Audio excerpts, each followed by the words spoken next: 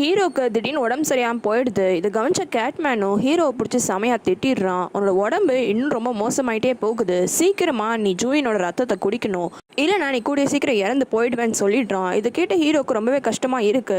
என்ன பண்ணலான்னு யோசிச்சுட்டே வீட்டுக்கு நடந்து வரான். இன்னும் ஹீரோ வீட்டுக்கு வரலன்னு ஜூயின் ரொம்ப கோவமா இருக்கா. அப்ப கரெக்ட் டோர் திறக்கிற சத்தம் கேட்டோன்னே ஹீரோ தான் வந்திருக்கான்னு நினைச்சிட்டு கோவமா போறா. ஆனா அங்க வந்து நிக்கிறது டோஷிக்கு ஹீரோவோட அந்த வீடியோவை பார்த்துட்டு கண்டிப்பாக ஒரு மனுஷனால் இந்த மாதிரிலாம் பண்ண முடியாது. அப்போ ஹீரோ ஒரு வேம்பயர்னு முடிவு பண்ணிடுறான். இந்த விஷயத்த கண்டிப்பாக ஜூயின் கிட்ட சொல்லணும்னு அவசரமாக அந்த இடத்துக்கு வரான். வந்து மீட் பண்ணி ஜூயின் கிட்ட கேட்குறான். ஹீரோ வீட்டில் இல்லைன்னு தெரிஞ்சோடனே ஜூயினை வெளியில் கூப்பிட்டு தனியாக பேசுகிறான். டோஷிக்கு ஹீரோவை பற்றி பேச ஆரம்பித்த உடனே ஜூயின் வெறும் ஹீரோக்கு சப்போர்ட் மட்டும்தான் பண்ணுறா. டோஷிக்கு என்ன சொல்ல வந்தாலும் இல்லை, எல்லாருக்கும் ஒரு சைட் கதை இருக்கும், அதனால தூரத்துலேருந்து பார்த்து அவங்க கெட்டவங்க நீ நினச்சிடாத, ஹீரோவும் அப்படிதான் ரொம்ப நல்லவன், நீ அவனை பற்றி எந்த கவலையும் படாத, எனக்கு எல்லாத்தையும் பார்த்துக்க தெரியும்னு சொல்லிடுறா. எதுக்காக டோஷிக்கு வந்தானோ அந்த விஷயத்த சொல்லாமே அங்கேருந்து கிளம்பிடுறான்.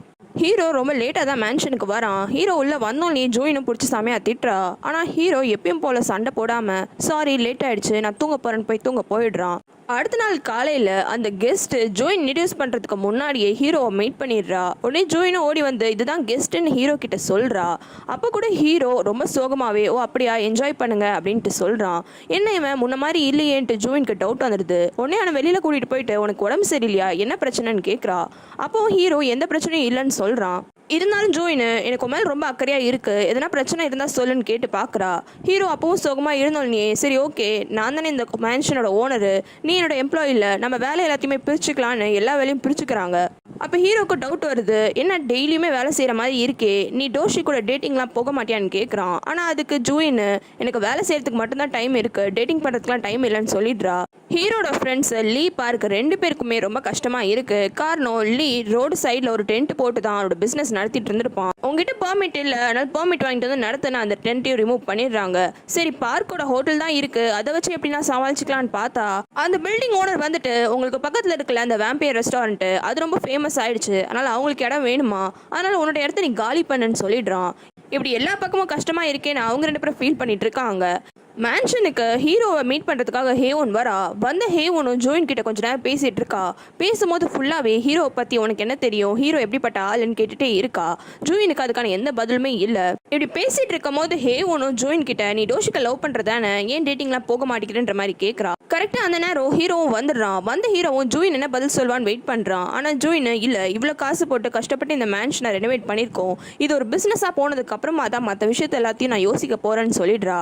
இந்த பதிலை கேட்டோன்னே ஹீரோக்கு ரொம்பவே கஷ்டமாக போயிடுது. ஹீரோனும் வா வெளியில் போகலான்னு கூப்பிடுறான். ஹீரோ இல்லைன்னு சொன்னாலும் ஜூயினே இல்லை நீ போயிட்டு வா நான் பார்த்துக்கிறேன்னு சொல்லி அனுப்பி விட்டுடுறா. ரெண்டு பேரும் ஒரு ஃப்ளவர் கார்டனுக்கு தான் போகிறாங்க. ஹேவன் ரொம்பவே சந்தோஷப்படுறா. ஆனால் ஹீரோவால் கொஞ்சம் கூட சந்தோஷப்பட முடியல. இந்த பூலாம் பாரு எவ்வளோ அழகாக இருக்குன்னு ஹேவன் சொல்கிறா. ஆனால் ஹீரோ இல்லை இந்த பூலாம் இவ்வளோ அழகாக இருக்கிறத பார்த்தா எப்போ இந்த பூலாம் உதிர்ந்து போகும் தான் எனக்கு தோணுது மனசுலன்னு சொல்கிறான்.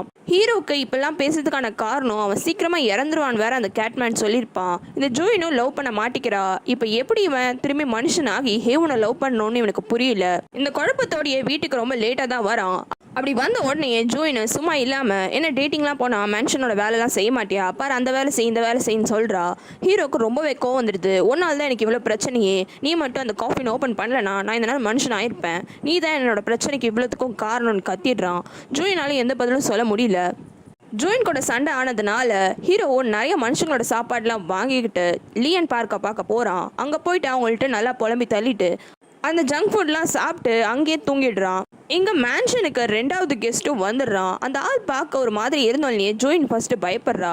ஆனால் அடுத்த நாள் காலையில் அந்த ஆள் ஆல்ரெடி இருக்கிற அந்த கெஸ்ட்டுக்கு பிரெட் டோஸ்ட்லாம் பண்ணி தரான். அடுத்தது ஜோயின் வந்தோடனே ஜோயினுக்கும் பண்ணி தரான். அது சாப்பிட்டு ஜோயின் ரொம்ப நல்லா இருக்குன்னு சொல்கிறா.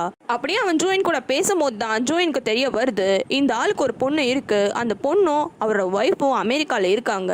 இந்த ஆள் இங்கே ஏதோ வேலை செஞ்சு காசை மட்டும் அனுப்புகிறாரு, அவரோட பொண்ணை போய் பார்க்க மாட்டேங்கிறாரு. காரணம் ஒரு வேளை இவர் இங்கே தான் அங்கே போனால் அவரோட பொண்ணுக்கு வர்றது பிரச்சனை ஆகிடும்னு நினைக்கிறாரு. ஜூயினும் கொஞ்சம் கண்ட்ரோல் பண்ணிக்கிறா. ஒரு பாயிண்ட்ல அந்த ஆள்கிட்ட போய் ஓப்பனாகவே சொல்லிடுறா, நீங்கள் ஒரு அப்பாவோட பாயிண்ட் ஆஃப் வியூலேருந்து பேசுகிறீங்க, நான் ஒரு பொண்ணோட பாயிண்ட் ஆஃப் வியூலேருந்து சொல்கிறேன். என்னோட அப்பாவும் இப்படி தான் அடிக்கடி போயிடுவார், ஆனால் நான் எங்கள் அப்பாவை எவ்வளோ மிஸ் பண்ணுவேன்னு உங்களுக்கு தெரியாது. எங்கள் அப்பா எப்பவுமே வீட்டுக்கே வரமாட்டேங்கிறேன்னு நான் கோவப்படுவேன் தான். ஆனால் திடீர்னு 4-5 வருஷமா எங்கள் அப்பா காணாமல் போயிட்டாரு. அதுக்கப்புறமா ஒவ்வொரு நாளும் எங்கள் அப்பாவை நான் அவ்வளோ மிஸ் பண்ணேன். எங்கன்னா ஒரு உயிரோட இருந்தால் ரொம்பவே நல்லா இருக்கும்னு எனக்கு தோணுச்சு. அதனால நீங்கள் உங்கள் பொண்ணுக்கு பேர்டனாக இருப்பேன்னு நினைக்காதீங்க. உங்கள் பொண்ணு கூட உங்கள் பிரெட் டோஸ்ட்டை சாப்பிடணும்னு ஆசைப்பட்டு உங்களுக்காக வெயிட் பண்ணலாம்ல, போய் தான் பாருங்கன்னு சொல்கிறா. இது எல்லா விஷயத்தையுமே ஹீரோ சைட்லேருந்து கவனிச்சிடுறான். அதுக்கப்புறமா நைட் பேட்ரோல் நடக்குது. அப்போ வெறும் ஜூயின் மட்டும் தான் வந்து நிற்கிறா. எங்கே ஹீரோன்னு கேட்கும் போது ஹீரோ லேட்டாக தான் வரான். ஜூயின் இன்னுமே ஹீரோ திட்டினதுனால கோவமாகவே இருக்கா. அப்போ ஃபைனலாக ஹீரோவே சாரி கேட்டு அந்த பிரச்சனையை முடிச்சிடுறான். ஜூயினுக்கு இருந்தாலும் கோவம் இருக்கு. நைட்டு கூட நீ வீட்டுக்கு வந்து தங்கலேன்னு கேட்குறா. அதுக்கு ஹீரோவும் அவன் ஃப்ரெண்ட்ஸை பார்க்க போனது, சாப்பிட்டுட்டு அங்கேயும் விழுந்தது எல்லா விஷயத்தையும் சொல்லிடுறான். ஜூயினும் நார்மல் ஆயிடுறா. இதான் சான்ஸ்ன்னு ஹீரோவும் கேட்குறான். ஏன் உனக்கு லவ் பண்ணணும்னு ஆசைலாம் இல்லையா? அதுக்கு ஜூயின், லவ்லாம் எனக்கு செட்டே ஆகாது. காரணம், என்னோடய லைஃப்பில் லவ்வை விட ரொம்ப முக்கியமான விஷயங்கள் நிறையவே இருந்தது. அதனால எனக்கு லவ்வை பற்றி யோசிக்கிறதுக்கான டைமே இல்லாமல் போயிடுச்சு. என்னோடய லைஃப்பில் இருந்த எல்லா ப்ராப்ளம்த்துக்கும் காசு மட்டும்தான் சொல்யூஷனாக இருந்தது. லவ் ஒரு சொல்யூஷனாகவே இல்லை.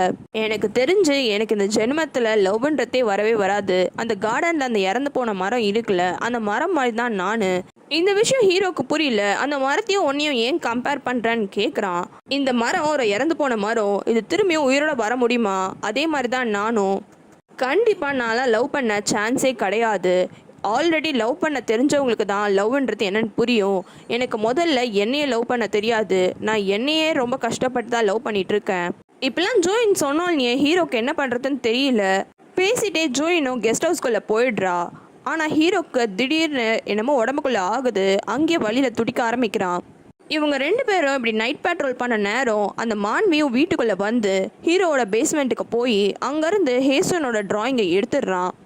அடுத்த நாள் காலையில் ஜூயின் அந்த 2வது கெஸ்ட்டோட ரூம்க்கு போகிறா. அங்கே போனால் அந்த கெஸ்ட்டு, நீ சொன்னது எல்லாமே கரெக்டு தான், நான் என்னோடய பொண்ணை பார்க்க போகிறேன்னு லெட்டர் எழுதி வச்சுட்டு அங்கேருந்து கிளம்பிட்டுருக்கான். டோஷிக்னால தான் இந்த மேன்ஷனே இப்போ கெஸ்ட் ஹவுஸாக மாறி இருக்கு. அதனால ஒரு கிஃப்ட்டை வாங்கி கொண்டு போய் டோஷிக் கிட்ட கொடுக்குறா. டோஷிக்கும் அந்த கிஃப்ட்டை பார்த்து ரொம்ப சந்தோஷப்படுறான். அப்போ திடீர்னு அவனுக்கு நெஞ்சு வலிக்குது. அதே இடத்துல மயக்க போட்டு விழுந்துடுறான். கொஞ்ச நேரம் கழிச்சு அந்த டிரைவர் தான் வந்து பார்த்து டோஷிக்கை ஹாஸ்பிட்டலில் சேர்க்குறான். அட்மிட் ஆனதுக்கு அப்புறமா டிரைவரும் என்ன ஆச்சுன்னு விசாரிக்கிறான். அப்போ அந்த டாக்டர்ஸ்க்கு ஒன்றுமே புரியல. நல்லா தான் இருக்காரு, டெஸ்ட் ரிசல்ட் எல்லாமே நல்லா தான் இருக்குது. ஆனால் திடீர்னு எப்படி அவருக்கு இந்த மாதிரி ஒரு ஹார்ட் அட்டாக் வந்துச்சுன்னு தெரியல. அவர் கொஞ்சம் ரெஸ்ட் எடுத்தார்னா எல்லாமே சரியாயிடும்னு சொல்லிடுறான். டிரைவருக்கு என்ன பண்ணுறதுன்னு தெரியாமல் யோசிச்சுட்டு இருக்கும் போது டோஷிக்கு கான்ஷியஸ்னஸ் வந்துடுது. ஏந்த உடனே அவருக்கு என்ன ரீசன் தெரியாதுன்னு தானே சொன்னார். என்னோட இந்த சைடை நீ பார்த்ததே கிடையாதுல்ல, எனக்காக ஒரு ஹெல்ப் பண்ணுறியான்னு கேட்குறான். அவன் கேட்ட மாதிரியே அந்த டிரைவரும் டோஷிக்கோட சேஃபில் இருந்து அந்த வேம்பையர் புக்கை கொண்டு வந்து கொடுக்குறான்.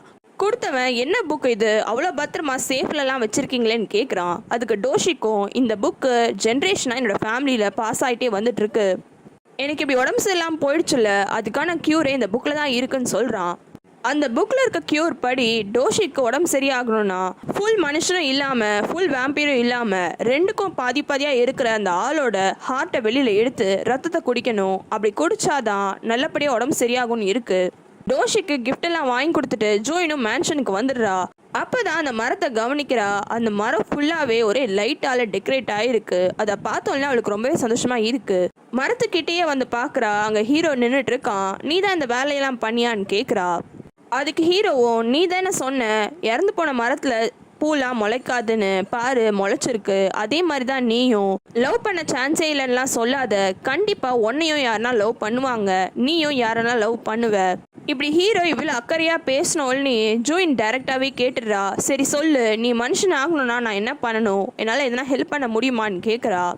அதுக்கு ஹீரோவும் கொஞ்ச நேரம் யோசிக்கிறான். அதுக்கப்புறமா எனக்கு உன்னோட லவ் வேணும்னு கேட்குறான். இப்படி அவன் கேட்ட உடனே ஜூயினுக்கு என்ன பதில் சொல்கிறதுன்னு தெரியாமல் அப்படி தகச்சு போயிடுறா. மறக்காம ரெட் லோட்டஸ் தமிழ் சேனலுக்கு சப்ஸ்கிரைப் பண்ணுறங்க. உங்களுக்கு வேறு சீரீஸ் பார்க்கணுன்னா கமெண்ட்டில் சொல்லுங்கள்.